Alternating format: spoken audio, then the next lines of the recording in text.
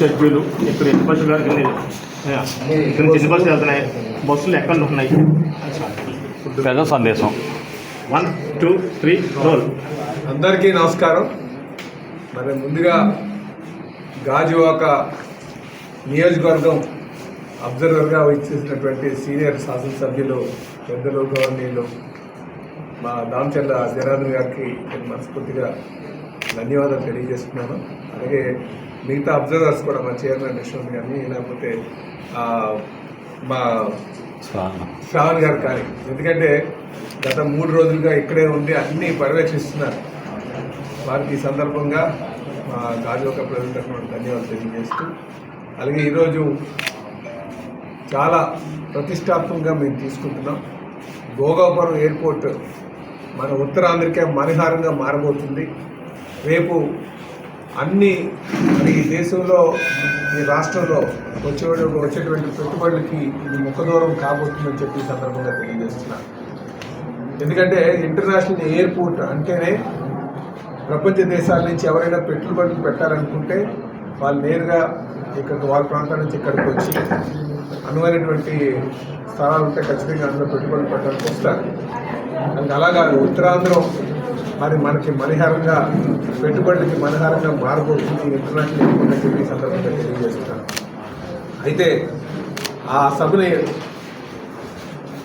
ఏదైతే మనం దేశ ప్రధాని అయినటువంటి నరేంద్ర మోడీ గారు వస్తున్నారు, వారి చేతుల మీదుగా మనం అల్లూరి సీతారామరాజు ఇంటర్నేషనల్ ఎయిర్పోర్ట్గా మన నామకరణం చేసుకోవడం జరిగింది, ఈ భోగాపురం ఎయిర్పోర్ట్కి.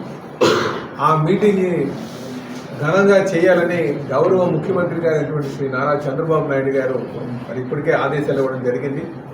అలాగే డిప్యూటీ సీఎం గారు కూడా వారి యొక్క సహకారం అందిస్తున్నారు. అలాగే రాష్ట్రంలో ఉన్నటువంటి బీజేపీ నాయకత్వం కూడా వారి సహకారం అందిస్తున్నారు.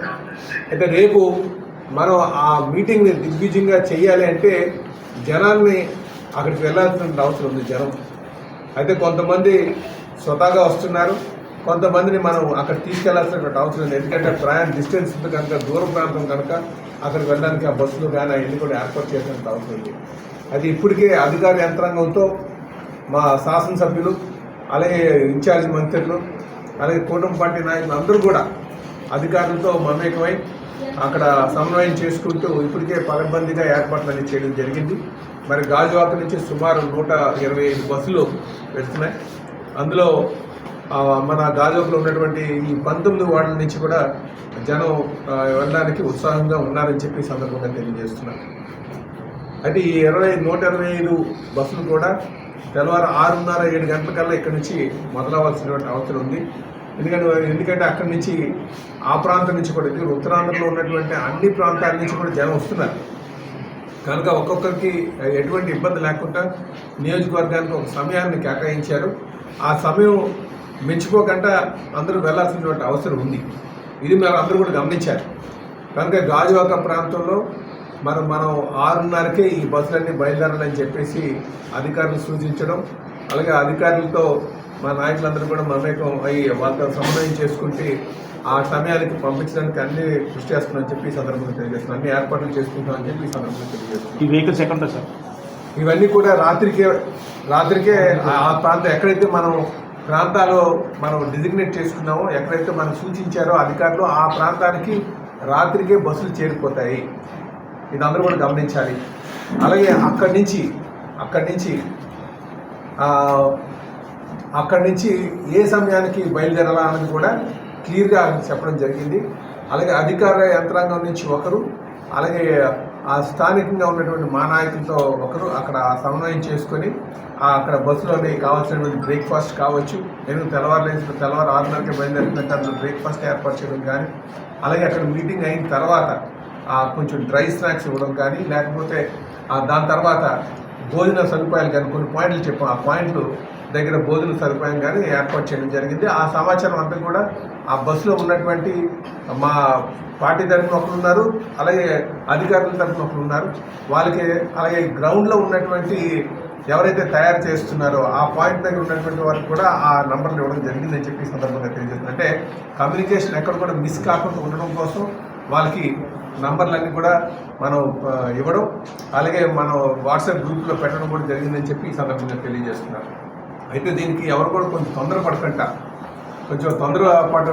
ఉంటే వాళ్ళకి ఇచ్చినటువంటి సమయం ఏ సమయం ఉందో ఆ సమయానికి బయలుదేరడం, ఆ సమయానికి మళ్ళీ తిరుగు ప్రయాణం పెట్టడం చేసుకుంటే ఎటువంటి ఇబ్బంది ఉండదని చెప్పి ఈ సందర్భంగా తెలియజేస్తున్నాం. అలాగే ఇప్పటికి చెప్పినట్టుగా అన్ని పకడ్బందీగా ఏర్పాట్లు చేశామని చెప్పేసి మాకు గత అనుభవంతో పకడ్బందీ ఏర్పాట్లు చేయడం జరిగిందని చెప్పి ఈ సందర్భంగా తెలియజేస్తున్నాం. మరి గత అనుభవంలో ఏంటంటే ఆ ఫుడ్ ఒక 2 గంటలు 3 గంటల ముందే ప్యాక్ చేసి ఇస్తే పాడైపోతుంది. అందుకనే మనం కొన్ని గాజువాక ప్రాంతానికి, ముఖ్యంగా అన్ని ప్రాంతాలకి కూడా మనం తయారు చేసే పాయింట్లు ఇవ్వడం జరిగింది ఈ 35 నియోజకవర్గాలకు కూడా. అంటే గాజువాక వచ్చేసరికి అక్కడ చెన్నదాస్ సెంటర్ ఉంది, ఇక్కడ కన్వెన్షన్ సెంటర్ అక్కడ, ప్లస్ అలాగే హార్బర్ కాలేజ్ అని చెప్పేసి ఇంకోటి ఉంది, అక్కడ కూడా పెట్టడం జరిగిందని చెప్పి తెలియజేస్తున్నాం. అక్కడ మా నాయకులు కూడా ఉంది సమన్వయం చేసుకునేట్టుగా.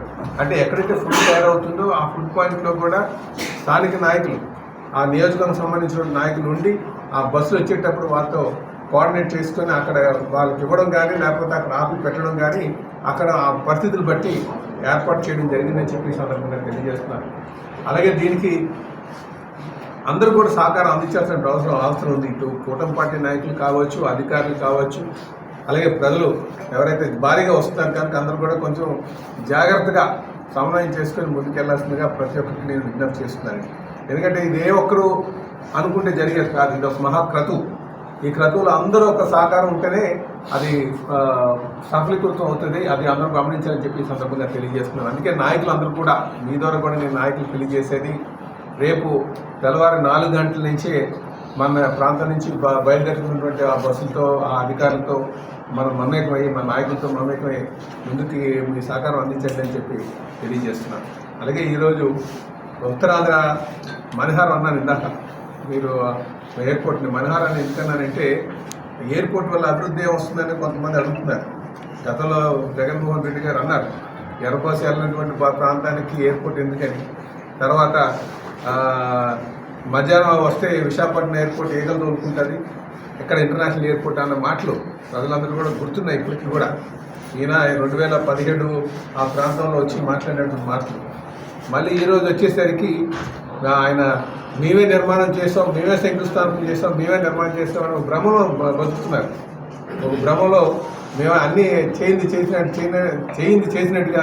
చేసింది చేయనట్టుగా ఏదో భ్రమలో ఉన్నారు. క్రెడిట్ చోరీ అంటున్నారు. జగన్మోహన్ రెడ్డి గారి క్రెడిట్ ఎవరు చోరీ చేయరండి.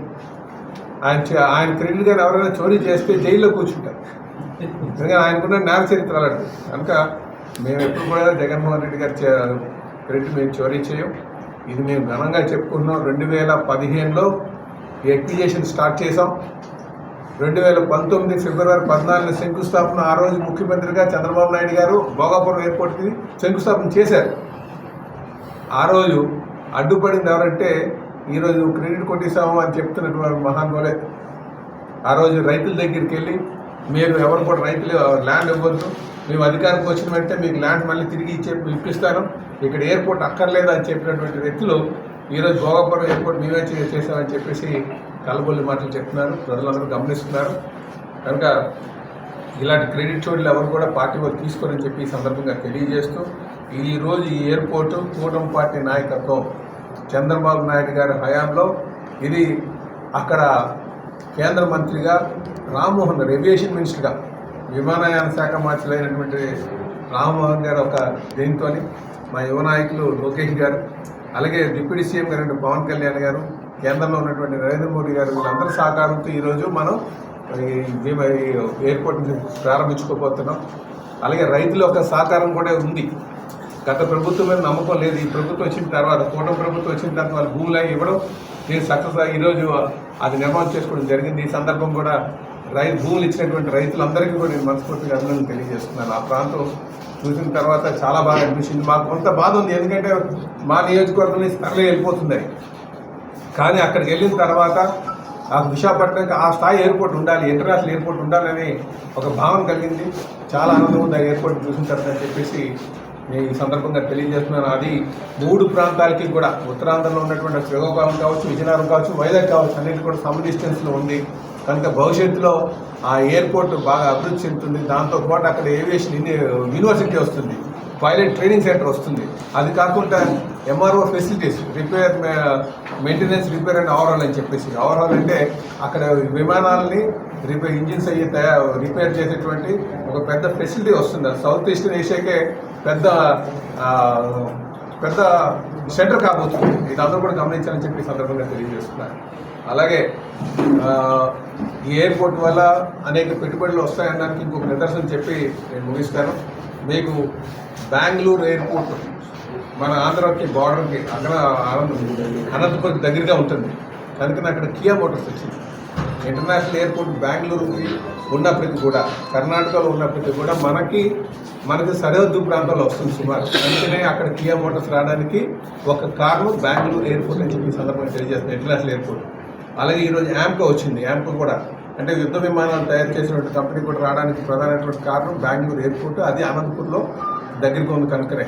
అలాగే చెన్నైలో ఉన్నటువంటి తడా కూడా బాగా డెవలప్ అవడానికి ప్రధాన కారణం చెన్నైలో ఉన్నటువంటి ఇంటర్నేషనల్ ఎయిర్పోర్ట్ అని చెప్పి కూడా ఈ సందర్భంగా తెలియజేస్తాం. ఇంకా ఇంటర్నేషనల్ ఎయిర్పోర్ట్ అనేది ప్రపంచ దేశాల్లో ఉన్నటువంటి దిగ్గజ కంపెనీలు రావడానికి, ఆ ప్రాంతం ప్రయాణం చేయడానికి అనువుగా ఉన్నప్పుడు ఎక్కువ పెట్టుబడులు వస్తాయని చెప్పి ఈ సందర్భంగా తెలియజేస్తూ, మన ప్రాంతం ఏదైతే వలసలుగా ఉత్తరాంధ్ర వలసలుగా ఉద్యోగం నిమిత్తం ఇంకా ప్రాంతాలకు వలసలు వెళ్ళేవారు. కానీ ఈరోజు ఈ ఎయిర్పోర్ట్తో కావచ్చు, వచ్చినటువంటి పెట్టుబడులు కానీ చూసుకుంటే రేపు మన ప్రాంతం ఉపాధి కల్పించే ప్రాంతం. మీ ద్వారా ప్రజలందరికీ తెలియజేస్తున్నాను, ఆ నియోజకవర్గం ఆ ఎయిర్పోర్ట్ ఓపెనింగ్కి మన్యవీరుడు, స్వాతంత్ర సమరుడు అయినటువంటి అల్లూరి సీతారామరాజు గారు పేరును మనం పెట్టుకుంటున్నాం. అక్కడ ఆ జిఎంఆర్ వాళ్ళు కూడా 50 అడుగుల అల్లూరి సీతారామరాజు గారు విగ్రహాన్ని కూడా పెట్టబోతున్నారు.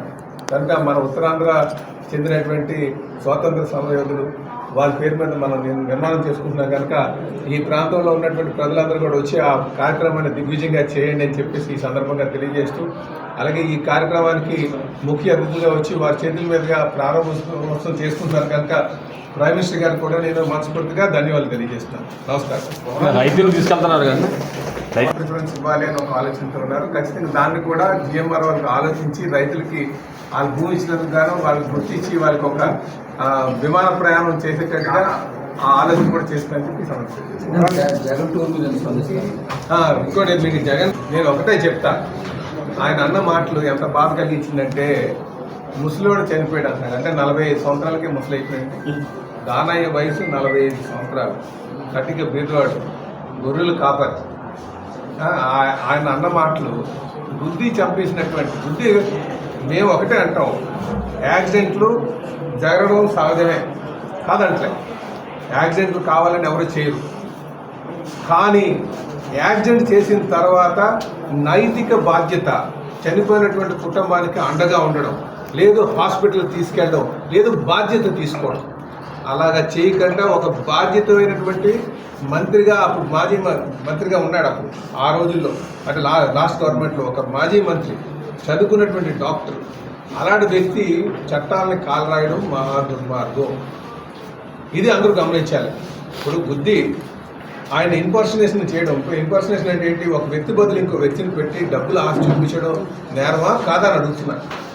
అందుకే జగన్మోహన్ రెడ్డి గారు గమనించాల్సింది ఏంటంటే, నేరస్తుల్ని ప్రజలందరూ గమనించాల్సింది ఏంటంటే, ఈ మనస్తత్వానికి నేరస్తుల్ని ప్రోత్సహించడం ఆయన నైజం.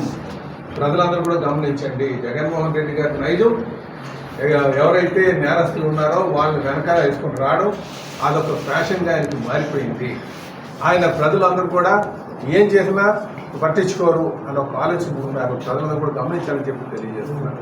బాధిత కుటుంబం పక్షాన్ని ఉండకుండా ఎవరైతే నేరం చేశారో, నేర ఆరోపణలు ఎదుర్కొంటున్నారో వాళ్ళు పక్షాన్ని ఉండడం చాలా దారుణం అని చెప్పి సందర్భంగా తెలియజేస్తున్నారు. ఇది ఎవరు కూడా ప్రజానాయకులకి ఉండవలసినటువంటి లక్షణం కాదని చెప్పి నిన్న ఆయన పరామర్శించడానికి వచ్చారు అనుకుందాం. ఏమన్నా 5 గంటల టైం ఇచ్చినప్పుడు 5 గంటల కోసం వెళ్ళాలి కదా. 5 గంటలు దాటిన తర్వాత వెళ్ళడం పెట్టింది అంటే రాజకీయం చేయడం కాదు, ప్రజలకు దృష్టి మళ్లించడం కాదు, కేవలం ఆయన రాజకీయ